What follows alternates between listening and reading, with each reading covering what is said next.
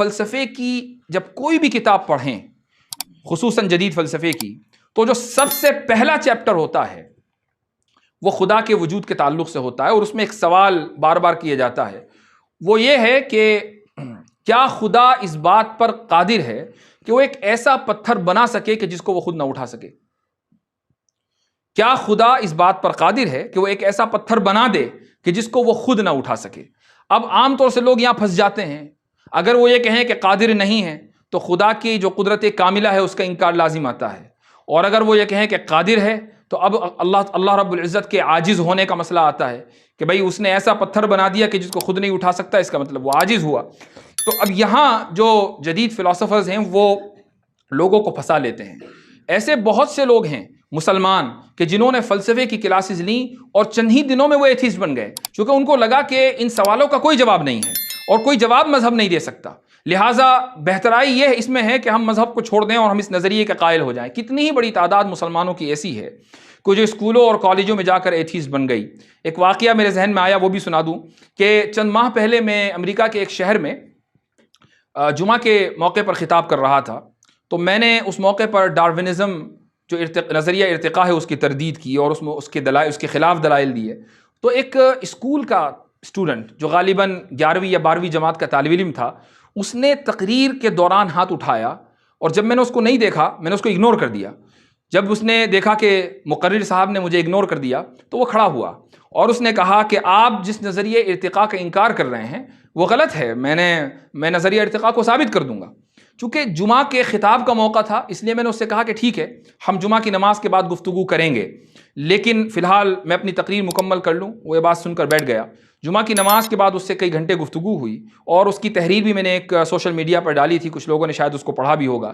اس میں اس شخص نے، اسکول کا طالب علم، اس کے نظریات اور عقائد سے ایسا لگا کہ وہ اب اسلام میں باقی نہیں رہا، حالانکہ مسجد کے اندر موجود ہے، جمعہ کی نماز پڑھنے آیا ہے، اس کی والدہ حافظہ قرآن ہیں۔ وہ کہنے لگا کہ میں اپنی والدہ کی وجہ سے ان کا دل رکھنے کے لیے مسجد میں آتا ہوں، لیکن مجھے تو شک ہے کہ اللہ موجود ہے یا نہیں، اس لیے کہ ڈارون نے بتا دیا کہ جو مخلوقات ہیں، جتنی بھی تخلیق ہوئی ہے، نیچرل سلیکشن کی بنیاد پر ہوئی ہے، خود بخود چیزیں وجود میں آئی ہیں، کوئی خالق نہیں ہے۔ تو اسکولوں میں اس طریقے سے تعلیم دی جاتی ہے، کالجز میں، یونیورسٹیز میں، کہ جس سے انسان الحاد کا اور دہریہ پن کا وہ شکار ہو جاتا ہے۔ تو کہنے کا مقصد یہ ہے کہ فلسفے میں جو پہلا سوال آتا ہے وہ یہ کہ کیا خدا ایسا پتھر بنا سکتا ہے کہ جس کو وہ خود نہ اٹھا سکے؟ تو اس کا جواب ایک شخص نے مجھ سے یہی سوال کیا ڈیبیٹ کے دوران، تو میں نے اس کو تھوڑا سا تفصیلی جواب دیا، لیکن یہاں میں مختصراً عرض کروں گا۔ میں نے اس کو ایک مثال سے سمجھایا۔ وہ مثال یہ تھی کہ خلق دراصل ایک فعل ہے، اور جس چیز کے اوپر خلق یہ فعل واقع ہو، جو اس خلق کے اثر کو قبول کرے، اسی کو ہم اصطلاح میں انفعال کہتے ہیں، اسی کو ہم اصطلاح میں تأثر کہتے ہیں۔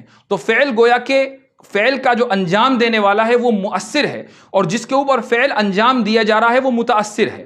تو خالق مؤثر ہے اور جتنی بھی مخلوقات ہیں وہ متأثر ہیں۔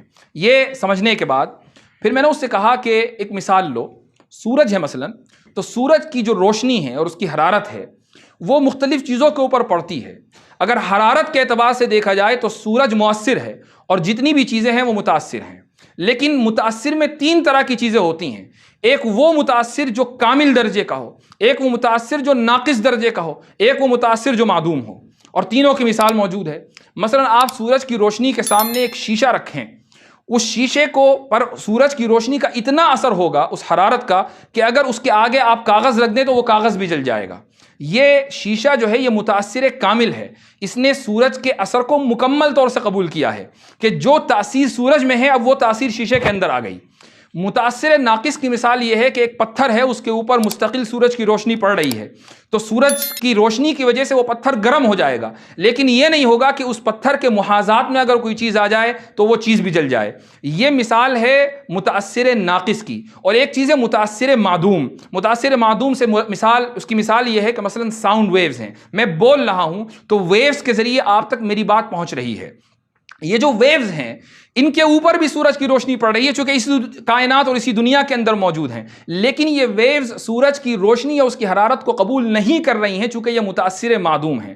میں نے اس سے پوچھا کہ یہ بتاؤ کہ کیا متاثر معدوم کی وجہ سے یا متاثر ناقص کی وجہ سے مؤثر کے اوپر کوئی فرق آیا؟